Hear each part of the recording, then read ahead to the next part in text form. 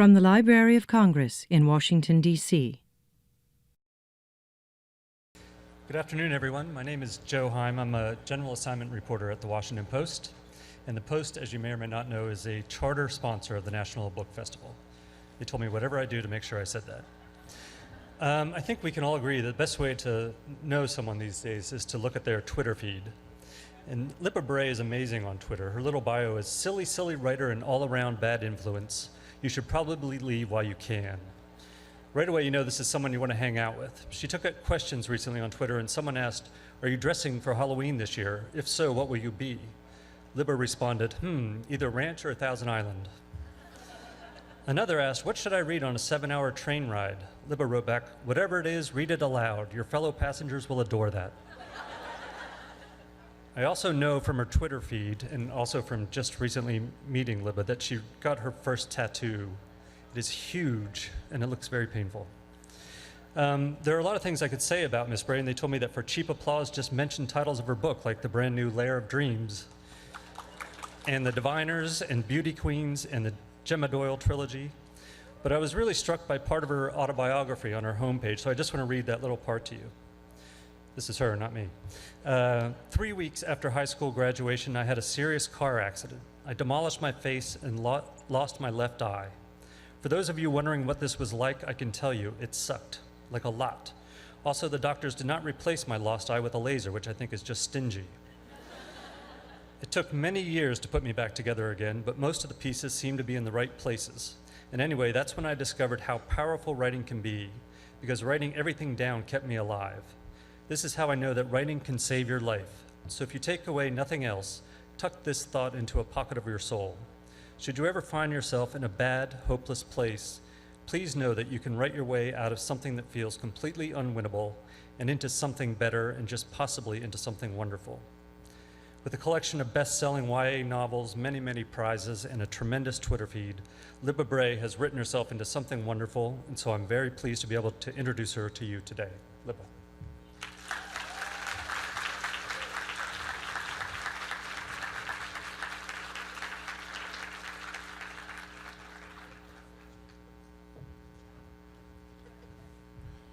Thank you, Joe. I feel so minty fresh.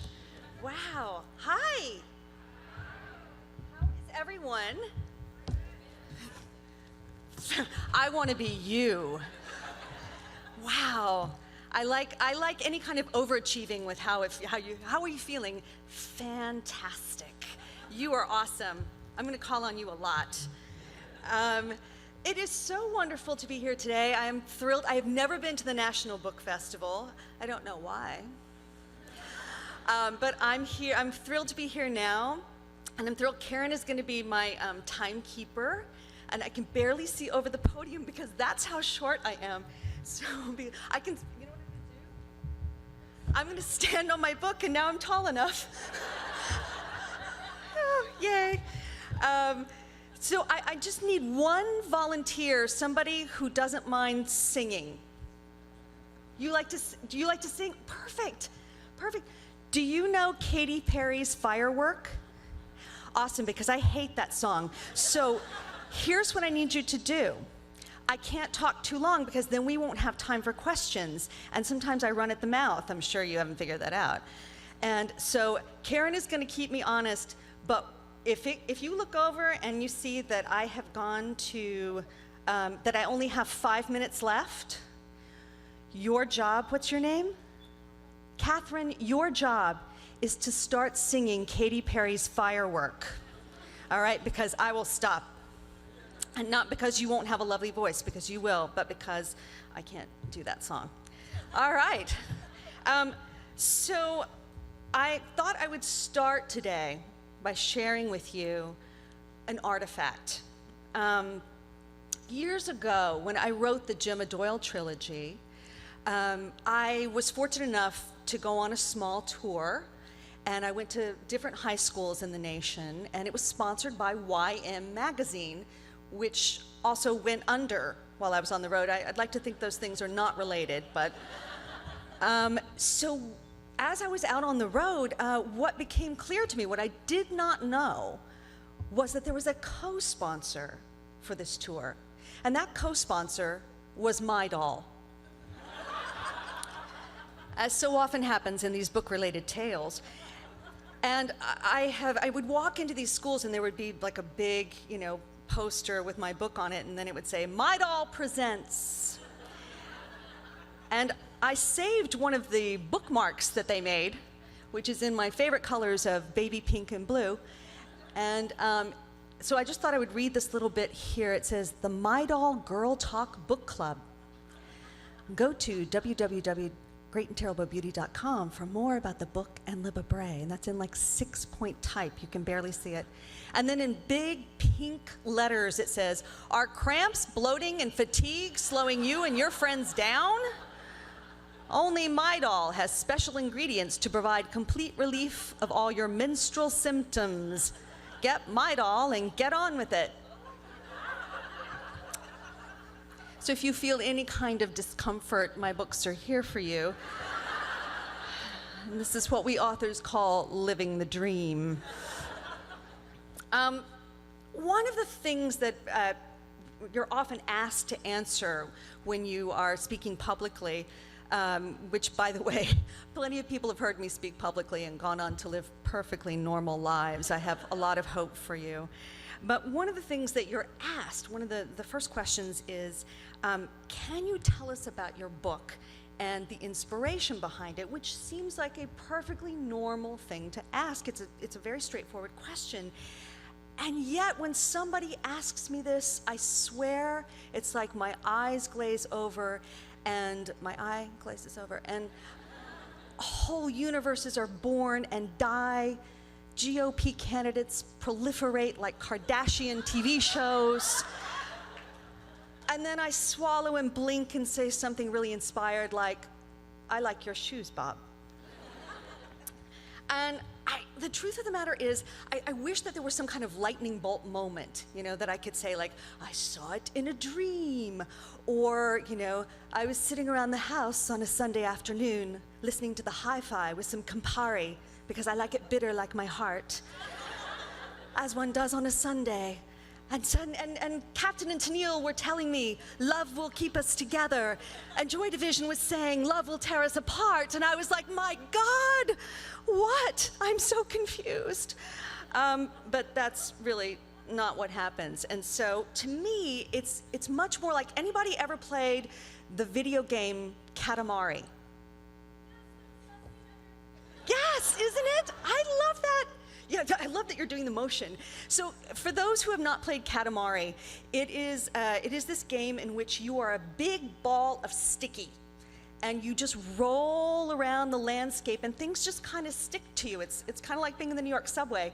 And so you're rolling around, and things are sticking to you, and there's this great, like, kind of almost Girl from Ipanema soundtrack. Dun, dun, dun, dun, dun, dun, dun. And so you're and I feel like writing a book is like that. You're rolling around, and it's like, oh, American history, politics, conspiracy, killer unicorns. Maybe not this book. And so for me, it's a very, very messy process. And I tend to make little notes as I go. I'm writing in the margins of things. I write notes on my phone, on Post-its, on napkins. And so in fact, I have a few of my notes that I wrote down for Lair of Dreams. 1924, new oil fields discovered in Texas, Oklahoma, California. Well, that's good to know. What happens to victims while they're being consumed? They're hosts for the dream, like servers in a way. Depending on how strong they are, they can last anywhere from a few hours to a few days. Don't forget to pick up cat litter, paper towels. Short, pithy explanation of atomic cellular rejuvenation on NPR. Because if you're going to learn about rejuvenation, you really want it to be short and pithy. And this, 10/23/2012, Red Horse Cafe. Discussion this morning with Joan, a librarian, about her Italian-American heritage and her nostalgia for certain aspects of the culture that die away with change and time and assimilation. idea of cultural identity versus national identity versus individuation and what it all means. America as a place where we are constantly trying to make ourselves, forge our identity, and we do it without the underpinning of a cohesive national or cultural identity. The American dream is as close as we come to a national identity, and that's a myth more than a cultural signifier, and inherent in that dream is the knowledge that it often, usually, comes at someone else's expense, exploitation or oppression, see, slavery, trail of tears, labor struggles.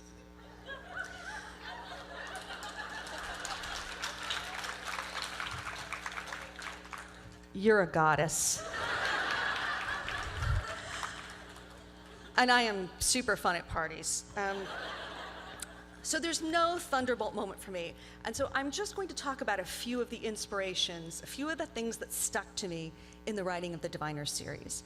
And the first is, I can't talk about the Diviners without talking about my love of horror. Any horror fans out there?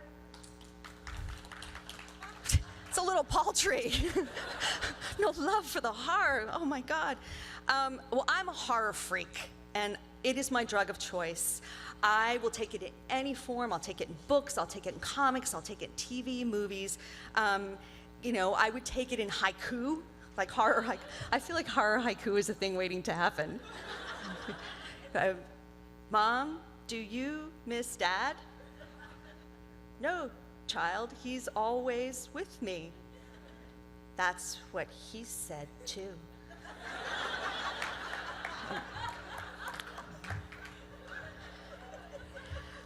I'm gonna Marco Rubio it and take some water.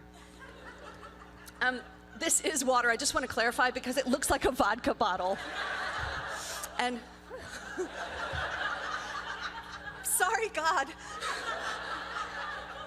Also, it's called Fred, because we're naming water now. And I like that it's such a friendly water. But I grew up on a steady diet of horror. This was, you know, I was an anxious child. I know you find that hard to believe. And and that calmed me. And I would read these like comics that were retellings, like violent retellings of Grimm's fairy tales, like those needed to be darker. And I watched Hammer horror movies. I watched Dark Shadows, Night Gallery, Kolchak the Night Stalker. I graduated to Buffy the Vampire Slayer. Thank you. I am among my people.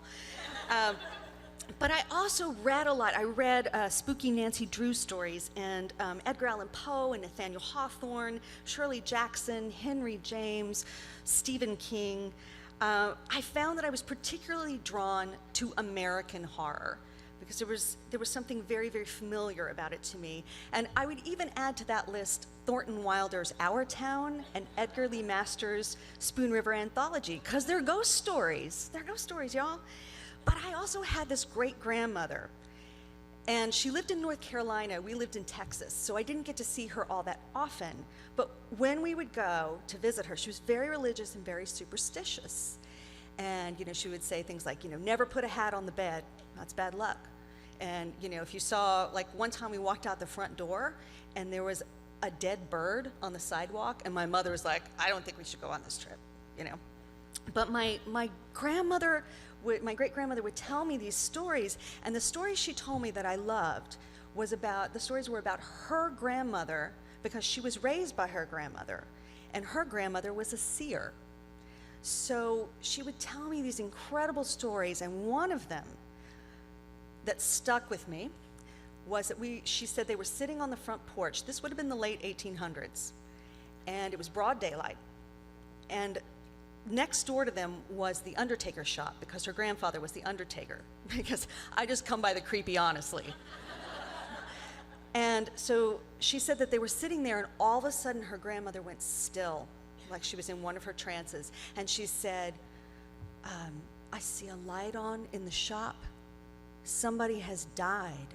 A child has died. I see a small piece of string, because they would measure the body with string and then come have the coffin made. She said, it's a child has died. And my great-grandmother, of course, was freaked out, as she should be. And so that night, she woke up because her room overlooked the shop, and there was a light on in the shop. She went downstairs, and it turned out that someone had come with a small piece of string to have a coffin made, someone from a neighboring village, because a child had died. So she would tell me these stories, you know, and then it would be like, okay, go on up to the attic to bed, honey. No, got it all made up for you. We'll let you out in the morning. Yeah. So, you know, it's no secret that this is a huge influence on the diviners. I really wanted to write an American horror story. But I also come from a very politically minded family. I grew up in the Watergate Vietnam era, and we would sit around the table and we would have all these discussions about politics. So it was very much a part of my DNA growing up. So I feel like that kind of works its way into everything that I write too. Last but not least, I'm a huge fan of both 19th century novels and serialized storytelling. So I like both, you know, Watchmen and the Brontes, which makes for the weirdest sandwich ever. Just have a little more water. So all of these things have stuck to me in my Katamari role. But now for the specific.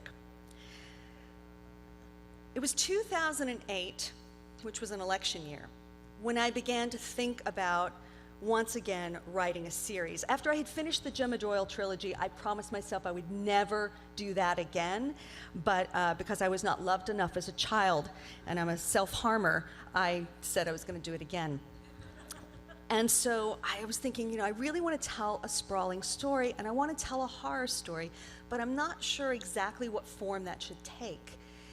And at the same time, I knew I wanted to do something set in the 1920s because to me that is such a fascinating period in American history. I mean, it seems like it came out of central casting. And I thought, okay, I definitely want to do these things, but I'm just not sure how it's coming together yet. And I was thinking very much about post 9/11 America. I live in New York City. And it seemed to me that, you know, there was the creeping sense of paranoia. There was the Patriot Act. We'd gone to war. There were the pictures coming out of Guantanamo and Abu Ghraib. And that was very disturbing to me. And I thought, well, if that's not an American horror story, what is? So I was thinking about that. And around that time, we took our son to Philadelphia. We'd never taken him to Philadelphia. He was about 9 years old. And we went into Independence Hall. And as we were there, you know, the tour guide was telling us about the moment when George Washington basically handed over the reins. And the entire foreign press was there because they didn't think that this could actually happen. There was no precedent. And as she was talking about it, you know, it felt as if the ghosts of that idealism were still in the air. And it was quite moving, and I was thinking about that a few months later as I went to Germany. My German publisher had brought me over to speak to a bunch of kids there. And as I was touring these high schools, what they wanted to talk about, they didn't want to talk about the books, they wanted to talk about America and about politics and about the election because it was an election cycle.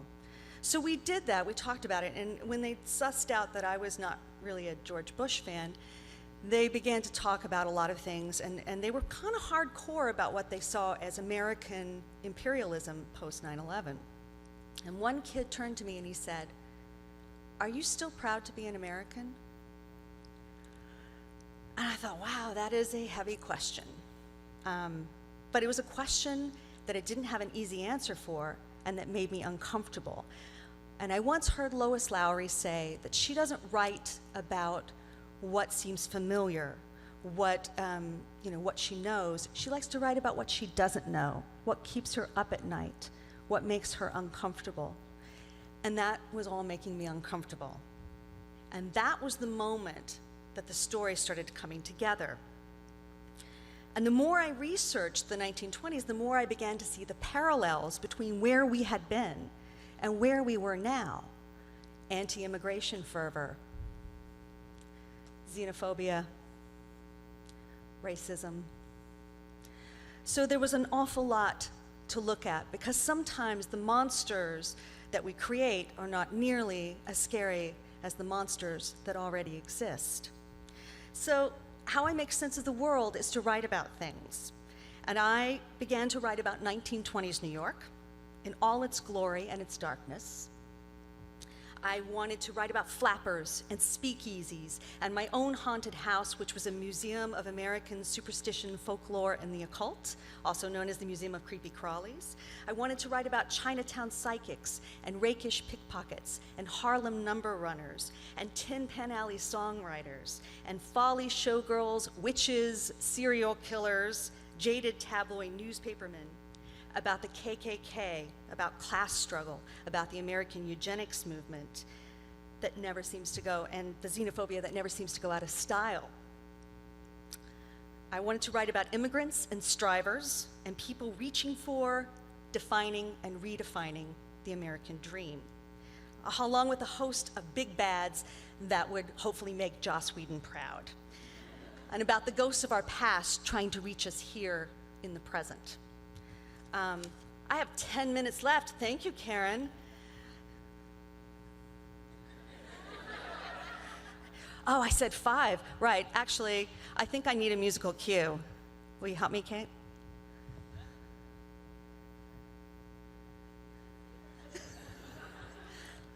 This is the best thing ever. You can sing it to me later. I've totally put you on the spot, but you're a good sport. So do we have any questions? Oh my God, I've stunned you into silence. I do have a share medley that I will bust out because I'm just saying.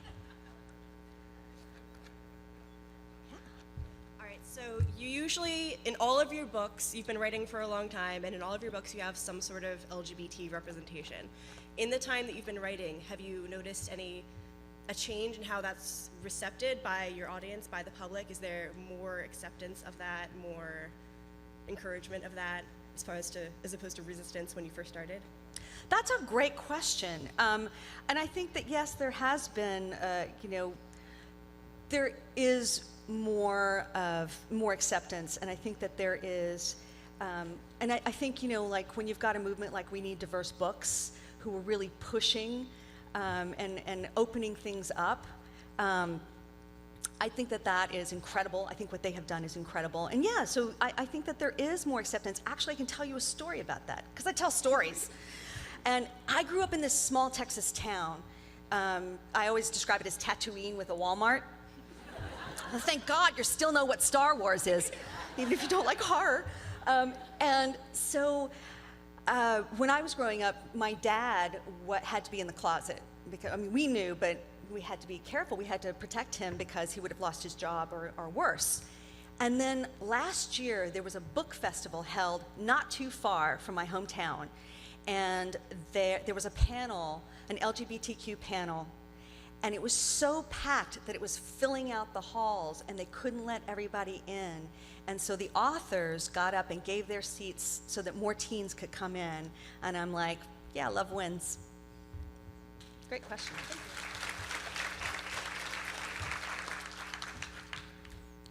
Okay, so I understand if you don't want to give a title or author, but what is the worst horror book you've ever read and why?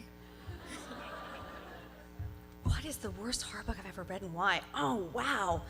The terrible thing is with horror, I think a lot of times it's like pizza. I'd be like, it's not the best, but I'll still eat it. Wow, the worst. Actually, I'm not going to name names, but I used to work for Kensington Books, and I would write the jacket copy. So I was the person who would tell you whether it was a white-knuckle thrill ride that would keep you guessing until the last page was turned, or it was a heartwarming tale of love, loss, family, and pets.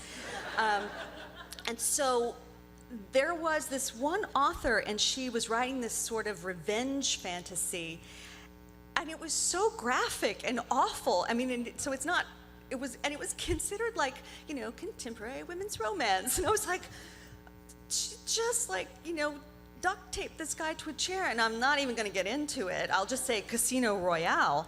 But it was really like, so that was the worst horror story I ever read. Other than, looking back at pictures of me from 7th grade. The Olin Mills ones holding my favorite auto harp. That's true horror. What is your favorite author that inspires you to write your books?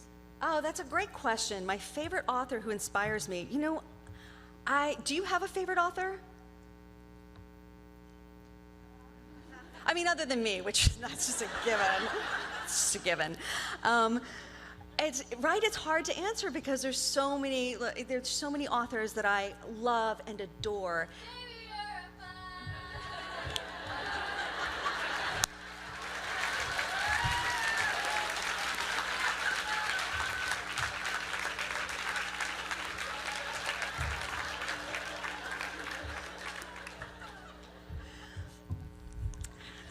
I believe the children are our future.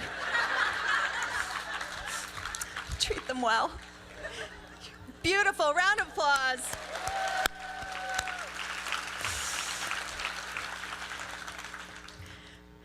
So I don't have a favorite author, but I'll tell you an adult author that I really love to read, and that's George Saunders. It's awesome. Yes. Hi. So I read the Gemma Doyle trilogy when I was like 12, and one of the And things... it warped you. It did, a little bit, yeah. Did you just get out of jail? You caught me, yeah, I did. One of the things that really captured me was how you write women and girls, and you never really put them in boxes. They were so varied and so different, and that was really inspiring, so I want to thank you for that. And then my question is just, where do you draw your inspiration for that? Like, do you look at women in your life and put them in your books, or how does that work? That is a great question. I never put women in boxes anymore. Or in binders.